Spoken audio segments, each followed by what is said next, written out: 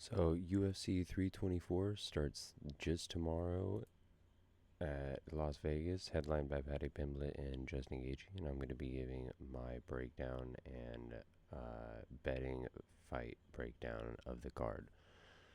First one I'm going to be doing, so let's go with it. First one we got Adam Fugit and Ty Miller. Obviously, I got Ty Miller over Adam Fugit.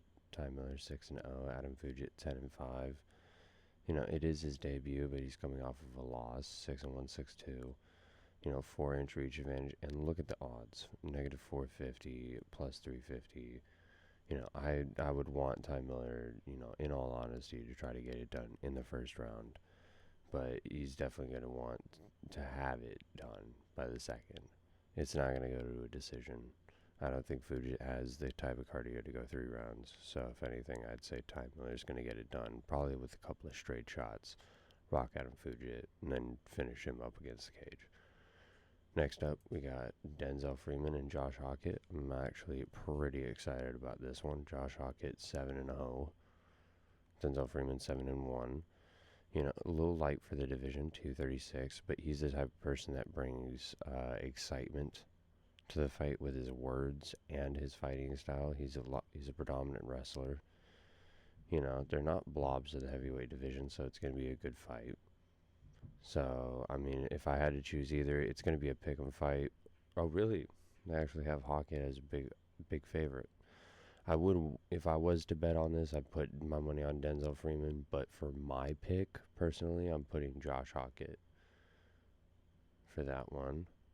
And then to end off the early prelims, we got Michael Johnson and Alexander Hernandez. This one's a hard one.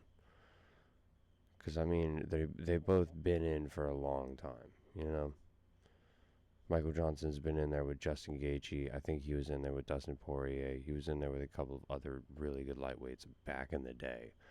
Alexander Hernandez was up against, Donald Cerrone, I think James Vick.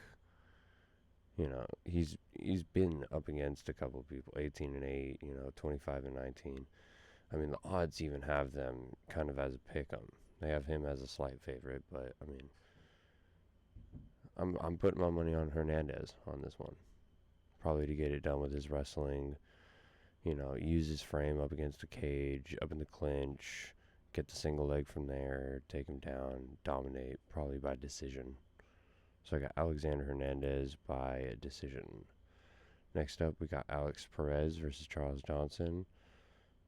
Obviously 3-inch reach height advantage, 5-inch reach advantage, and then 2-inch leg reach advantage.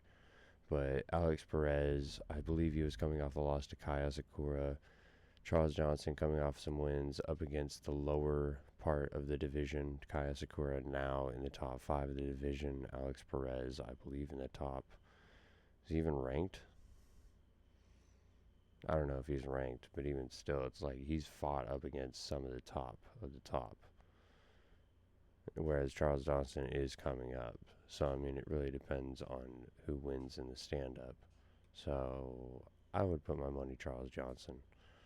And the odds have it that way, too.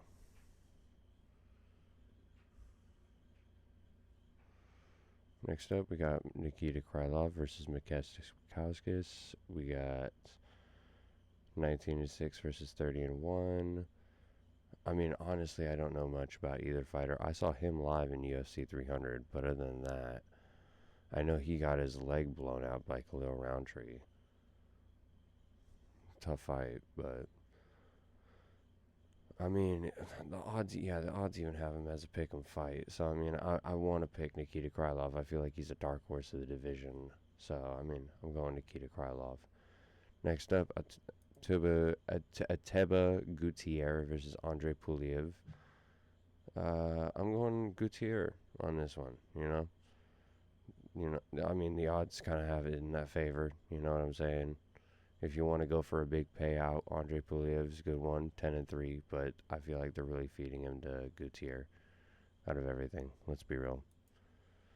Umar Nurmagomedov versus Davison Figueiredo to end off the prelims. This is technically the last fight on the ESPN deal before Paramount, comes in for the headliner. Although it says it starts, here, but you can still watch, I think, this stuff on ESPN Plus, and then it's only on Paramount for the main card. But to end this off, we got a really good one with Umar Nurmagomedov and Davison Figueiredo. I gotta put Umar for this. Davison's, I know he's had a couple fights at 135. He's getting used to the division, but Umar's cutting so much weight to get down to 135. He's got his Russian wrestling, his chain wrestling up in the open space. He doesn't put his head into the side. He puts his head straight into the middle. So Davison Figueiredo's guillotines are just not going to be there. So, I mean, I put Umar on it, and I'm pretty sure, yeah, odds have it that way. Well, I mean, I don't agree with these odds specifically. I'm betting on Davison Figueiredo, but I mean, Umar Nurmagomedov's just that's not it's not that big of an underdog. I put him minus 700 at most. That's more than Holly Holm versus fucking Ronda Rousey. All right, so to start off the main card, we got John Silva, Arnold Allen. Odds got it in John Silva's favor. I mean, only a reach, or only an inch in height, an inch in reach. John Silva, though, he's able to control the space, but that's if he's allowed to control the space. And Arnold doesn't really do that. I think that this fight is going to be really telling on how the main card, or the main fight, is going to be the main event. Because if John Silva, Justin Gaethje, a powerhouse, who keeps his guard a little tight, doesn't keep his chin all the way up unless he's in the firefight, very dynamic, versus Arnold Allen, somebody who, when he throws with a really good intent with straight punches, but he leaves his head straight up. It's two, let's be honest, it's two absolutely great fighters dueling it out. I don't know how to say it without saying it. But, yeah, no, I mean, I'd put John Silva over Arnold Allen in this. The odds have it that way, too, so. Up next, Natalia Silva, Rose Namajunas. I got Natalia Silva winning by decision. I got her winning by decision because I want to see more. I want to see, 19-5 as a flyweight going up against Rose Namajunas. 15-7. Let's be honest. GOAT of the women's sport. 15-7. Come on. All right. But I mean, odds have it, yeah, Natalia Silva plus 400, Rose plus 300. Other than a knockout early in the first or second round, well, first or coming into the second round, but after that, I just feel like it's just one-way traffic after that. Sorry about the dryer. It's acting up. I'm still doing this. All right, well, there's Derek Lewis. Is that next fight? If I could click it. Hello, there we go. This is great. Fuck. Alright. So next we got Waldo Cortez Acosta, Derek Lewis, heavyweight bout. This could load, thank God. 29-12. Most finishes in heavyweight history. I think most finishes in general. They have him plus 250. It's technically just big powerhouse that gets tired easily versus a light puncher and grappler that's able to do everything. So, I mean, obviously the odds reflect that. So, I mean, I'm going Waldo Cortez Acosta. But if Derek Lewis was to win, this is going to shake up the heavyweight division something fierce. The veterans are coming back. The new division is kind of fading out a little bit. Some of them are coming up here and there, but the other ones just aren't fighting. So I mean, it's interesting to see the heavyweight division now, especially with Tom Aspinall being out for a couple months. But so yeah, I got Waldo Cortez Acosta. Next up, we got Sean O'Malley, Song Yadong. Sean O'Malley 18-3, Song Yadong 22-8. Odds, kind of a pick 'em, more of a favorite, but you know, you're not really getting much money either way. It's kind of weird to see them as a co main event to start out the Paramount deal, but you know, let's go for it. I think he's coming off of a loss from Marab, and then he's coming off of a win. I forget up against who, but really good Thai fighter, really good stand up. Okay on the ground, okay in the wrestling, okay in the submissions. Same thing with Sean O'Malley, except the thing is that Sean O'Malley's more of a point fighter, whereas he's just, Song Yadong is just trying to take your head off with every punch, with every kick, with every body kick, every front kick, every Superman kick. Whereas Sean O'Malley is trying to, you know, throw the jab to find the range, throw the cross to try to get under the chin, try to move to outside position. So, I mean, it really depends. I think this is a 3-round fight, if I'm not mistaken, which, once again, sucks. But, I mean, I want to go Song Yadong just to get some fresh new name into the top 5. But with the odds reflecting it, I mean... But I'm going to go Song Yadong. I'm going to pick him.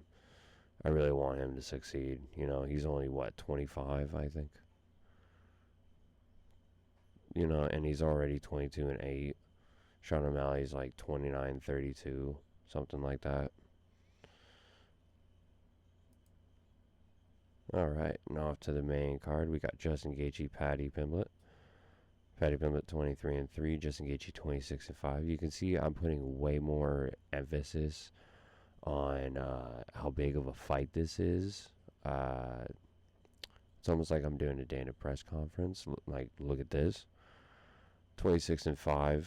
You know, last fight being a win for both fighters. 5'11", 5'10", 70-inch reach, 73-inch reach. The only thing is that Paddy Pimblett, whenever he does fight, leaves his chin up in the striking area. Once he gets to the ground, he's great on the ground, but he can't get it to the ground. Justin Gaethje's got incredible takedown defense. He's able to move his head off the center line. And usually once he counters off of a straight punch, which is what Paddy Pimblett usually throws, puts his hands down, and then leaves his chin up for. So I could see Justin Gaethje moving his head off the center line, throwing a couple of looping hooks, a couple of looping uppercuts maybe. You know, I don't see this going to the ground if he wants it to go to the ground, because, you know, I've never seen that from him. But they're gonna want violence in this fight. And with it being 5 rounds, Justin Gaethje's gone 5 rounds. Paddy Pimblett, I think he's been in a 5-round fight, but he hasn't gone the 5 rounds yet. So with that draining and then reamping, going from 155 to 200, 155, 200, not keeping a steady weight like Justin Gaethje has, I don't think that's going to happen or help him later on in the fight. So if I had to choose either, odds kind of reflected as a pick'em, I'm going Justin Gaethje for this. And so it's going to be 5 o'clock AKS at T-Mobile to start off the new Paramount deal. It's going to be interesting to see this, see how everything pans out. Also, not to mention, I think earlier, did it get pulled? Oh, it did get pulled. Also, by the way, Ricky Turcios got pulled out. Ricky Turcios and Cameron Smotherman pulled out because Cameron Smotherman passed out during the weight cut. I think it was during the weight cut or while he was walking up. But that fight had to be cut because he wasn't able to make weight. So a little bit of a hit to the early prelims, but other than that, I mean, everybody else made weight. I'm pretty sure everybody's weight cut was good.